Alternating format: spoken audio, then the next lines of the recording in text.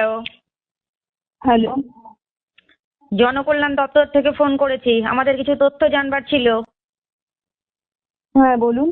আপনি কি ওয়ার্কিং? হ্যাঁ। আপনি বিবাহিত? হ্যাঁ। আপনার বাচ্চা আছে? হ্যাঁ। কয়টি? একটি। আপনি কি দ্বিতীয় বাচ্চা নিতে ইচ্ছুক? কেন বলুন তো?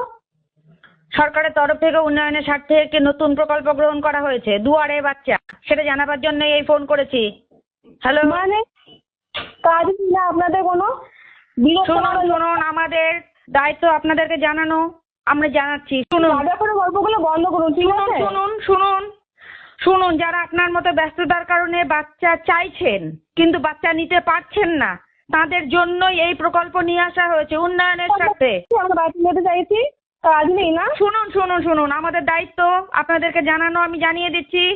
তারপর আপনি যদি ইচ্ছুক হন, সেক্ষেত্রে আপনার স্বামীকে একবার আমাদের দপ্তরে পাঠিয়ে দেবেন। এর ঠিক 10 মাস পরে আপনাদের রাখুন ফোনটা রাখুন। শুনে নিন। এর ঠিক 10 মাস পরে। হ্যালো, হ্যাঁ বলুন, আপনার ডায়লগগুলো শুনতেছি, বলুন।